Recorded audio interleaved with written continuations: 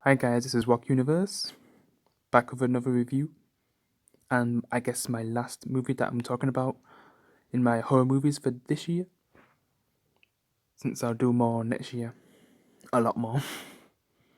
I might still talk about Doctor Sleep, but maybe next month, but sometime after the 15th, since I'm going to take a break from movie reviews. I'll still be reviewing TV shows like Fear the Walking Dead. I've kind of missed 2 episodes of World Beyond because I wasn't really liking the show that much. I still need to catch up on that. But I finally decided that I'm gonna just watch the whole season and then review it because it's not good enough to review every week. So yeah, that's my plan with that. But yeah, this is such a legendary movie, and just Jack Nicholson in this movie. It's kind of the reason why we get to see him, be the Joker. Because if I was the director of the first live action Batman movie and I've watched The Shining, yeah, I'd probably pick Jack Nicholson as the Joker. And it's just his energy in this movie, it's perfect. When things get crazy anyway, when he gets crazy. But I guess I need to talk about the beginning first before we talk about the best parts, which are in the third act. Of course, it's always the third act where things just get, really fun. But before I talk about the movie and its beginning, there's something that actually happened yesterday. It's kind of yesterday now, on the 30th, where a bunch of kids came asking, basically said trick or treat, but it's on the 30th. And I don't think these kids normally celebrate Halloween, so I don't know. That was just so weird, seeing kids in mass come when it's on the 30th, that was so weird. That's never happened before. But I just don't think they normally celebrate Halloween, so they didn't realise. Oh well. We'll see if those same kids come tomorrow on the actual Halloween day. Yeah. So yeah, I just wanted to share that. It was kind of funny. But yeah, back to the review. So basically, this guy and his family go to a hotel and he gets to hear a story from someone who knew the previous person and his family who stayed there. He basically says that the man went crazy and killed his family, chopping them up into pieces, I think. Yeah. And then he basically shoots himself in the face or in the mouth with a shotgun, which is pretty dark. And even after hearing that, Jack Nicholson's character still wants to go to the hotel with his family. We should be fine. He was probably just crazy. Oh, God. And it's kind of obvious where things are going to go later on. But when they do get there, it seems like a nice place. Because you get to see someone who kind of shows them around. Who seems like a nice character too. I think he's like is it the chef that shows them around the whole place? Or do they just look around themselves? When it comes to some of the food and stuff like that. Storage places. That's when that guy's showing them around. And we kind of get a little reveal. Oh yeah, because we need to talk about the boy as well. The son. Yeah. So yeah, we definitely need to talk about the son. So he basically has this thing where he has an imaginary friend, but it's kind of like his. Think of a puppet. When I say puppet, I mean those dummies that people use on shows. They put it on their hand and then they kind of try to talk while not trying to move their mouth. Yeah, I just mean those kind of dummies, but instead of a dummy, this kid uses his finger to talk. He has a different kind of voice when he uses his finger to talk. And it sounds like this, but I don't know if that's good enough. Yeah. But if you've seen the movie, you know what I mean. That's kind of a thing that he has. And I just wonder, that's kind of like his imaginary friend anyway, but maybe that kind of became something that he had because, like, I don't know if he was a kid that just kept moving around a lot and having to always get new friends. And when they get to this place, it doesn't seem like he's gonna have any friends that are definitely his age. But he just becomes friends with the chef, who shows him around at the beginning. And there's like a scene where he talks to, well, the chef talks to the boy, but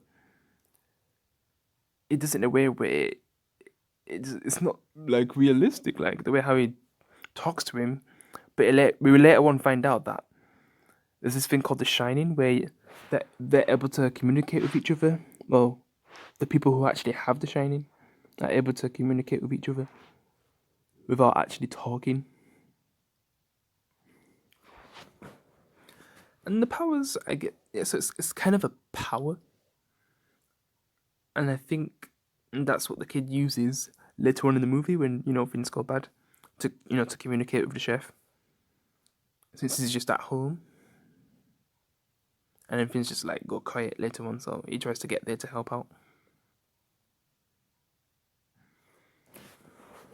But yeah, it just seemed like a normal family at the beginning, but as they stay longer and longer at the place, because a month definitely passes. Yeah, they probably was enjoying the place. Well, the son, I guess he was just getting by, since he didn't really have anyone his age to hang out with. The only person he had was the guy who can communicate him without actually talking to him. And he kind of explains how the powers work and everything. And this chef guy thought he thought that there was only like two people on the whole planet who had it. But I guess he meets this kid who also has it. So it's cool that they share this gift. Yeah, like they definitely have a cool relationship in the movie. The boy and the chef. Also, the wife. What can I say about the wife?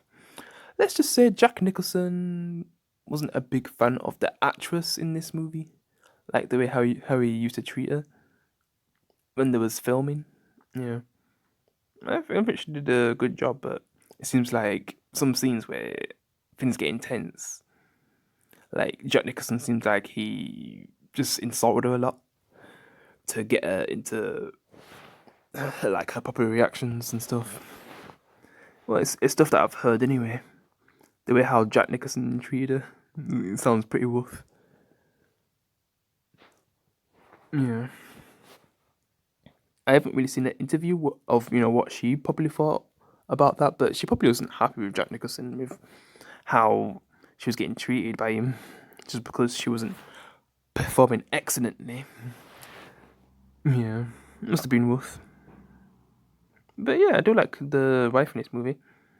She has a good performance as well. Obviously, Jack Nicholson has the best performance, and the kid does a pretty good performance as well for a child actor.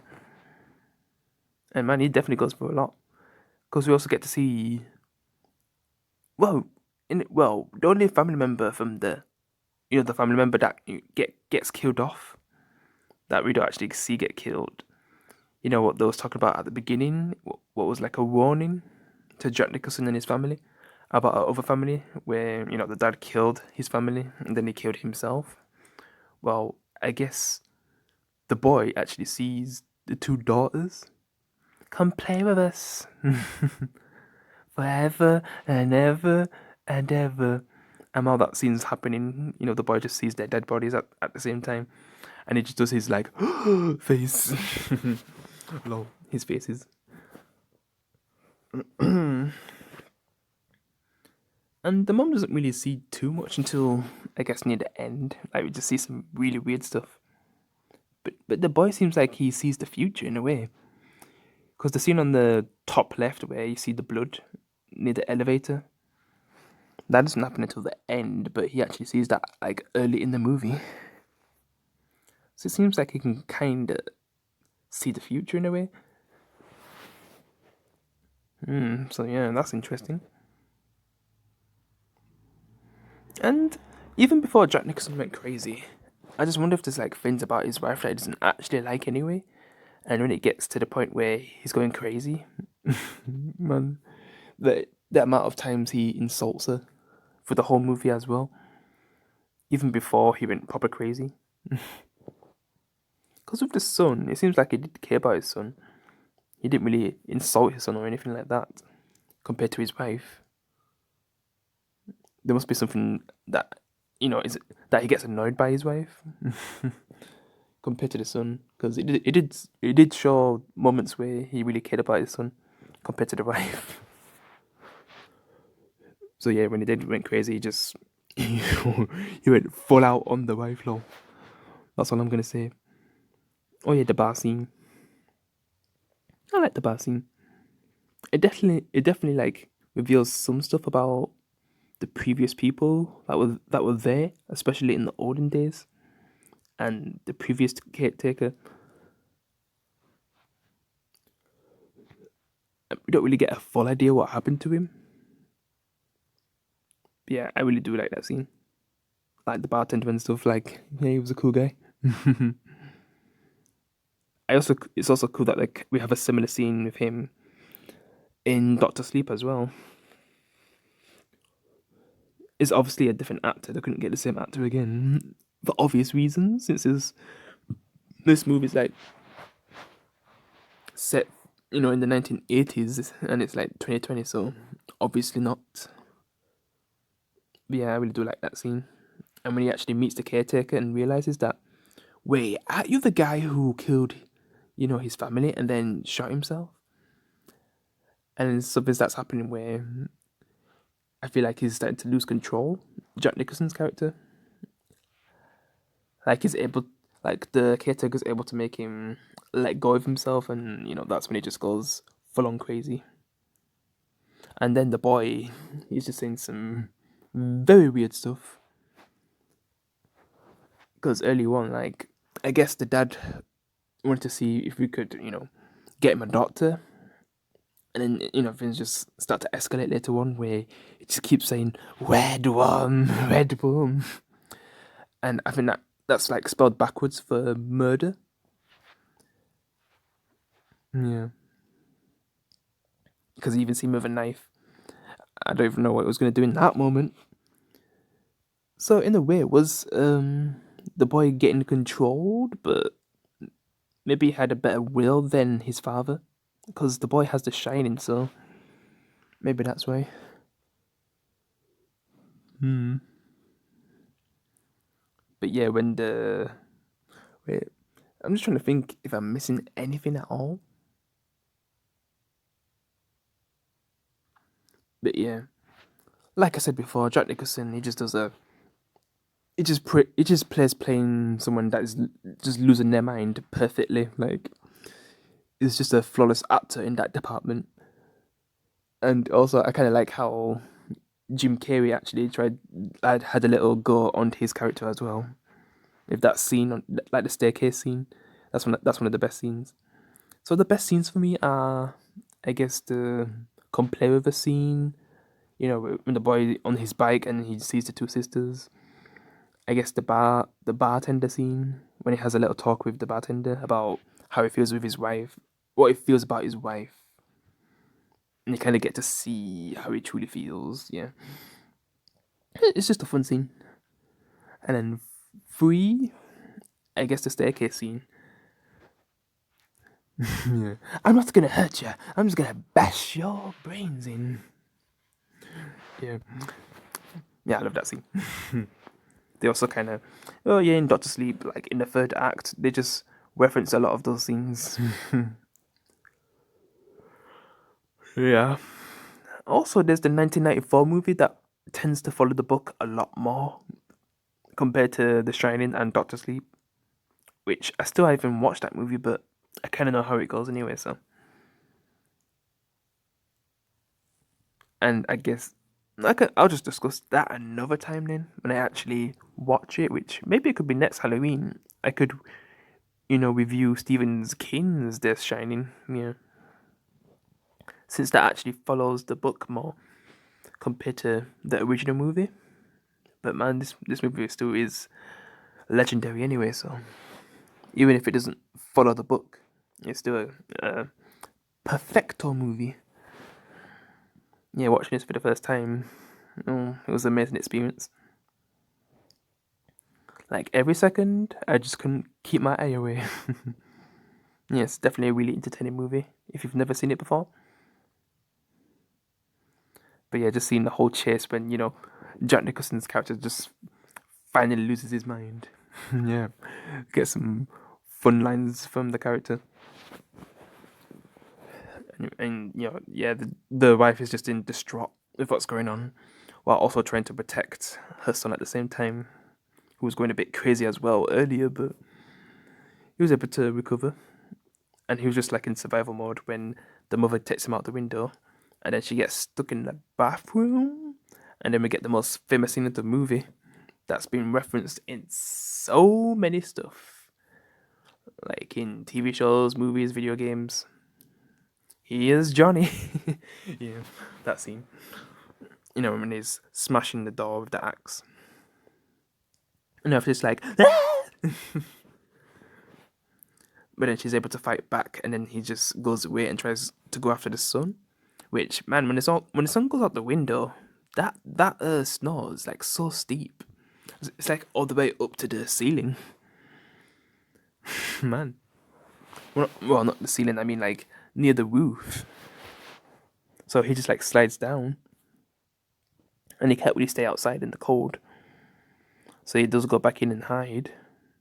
But then this is when the chef actually comes to the place, because he did get like, I think, yeah, the boy did contact him before. So he definitely goes to help him, since there's no like, because I think the chef tries to phone him, but he doesn't get no reply back, because things have gone crazy at that point. Yeah. So he goes over there to help, and when he gets there, yeah, like basically Jack Nicholas with his axe just goes, and then the boy just goes screaming, and then that's when Nicholas finds him, and he's just getting chased through the whole house until they go outside into the maze. I didn't even mention the maze earlier as well. Also, the wife, yeah, she sees some creepy stuff as well. She sees some of the people from the past, I think, but they're like ghosts. And there's the bear scene. It is a bear, right? And that guy, which I don't know if I want to talk too much about that. Maybe in the comments, especially the final scene, because I still don't know like what I actually think about the final scene anyway, and what it actually means. But yeah, we'll get that. We'll get to that at the end. I'm just trying to not make this review too long. Yeah. But yeah, so like I said, the boy makes it to the maze, and he's trying to best to not make footprints, because his dad's just getting closer and closer to him. So he's able to find a way to hide while getting rid of the footprints, so the dad can't find him. And then that's when the mum is able to get to the car.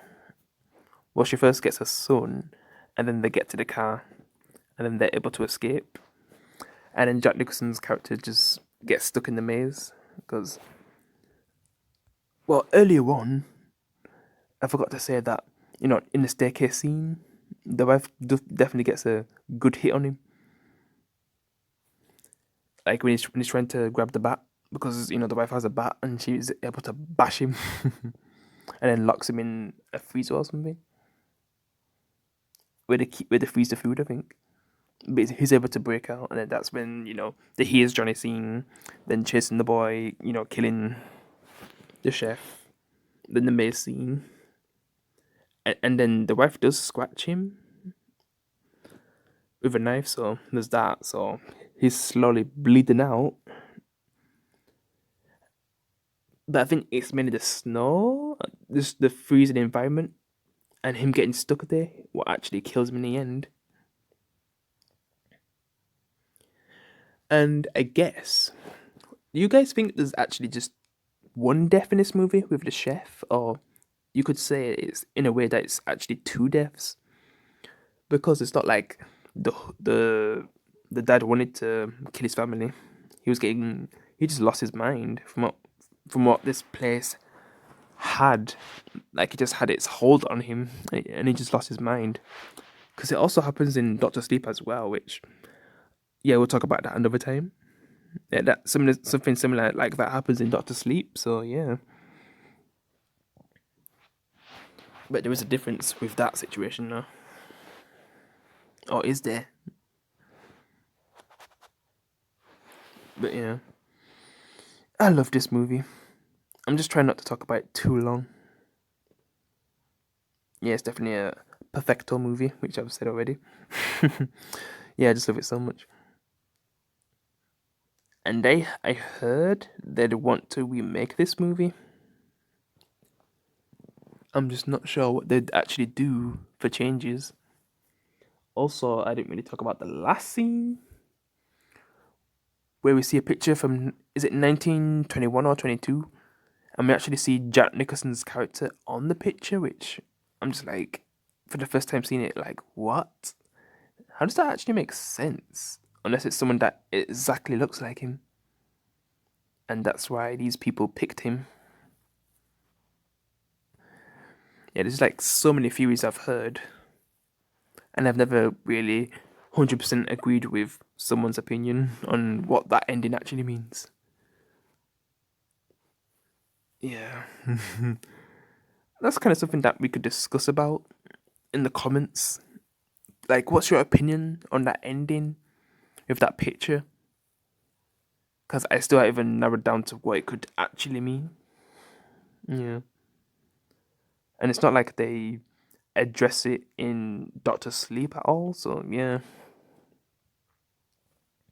Not really. So it's really all down to, I guess, it's kind of like an open-ended thing with that ending of what it could actually mean. Even though we've had a sequel, but it doesn't really address what that ending actually meant. But yeah, I guess that's my review of The Shining. I would have made it a bit longer, but yeah, I just couldn't really do it right now. But I could still talk about it in the comments, I guess. We could have some fun. We could have some fun discussions there. If there's things that I missed out that you'd want to talk about. But yeah, guys, I guess that's it for my review. I'll see you in the next one. Peace.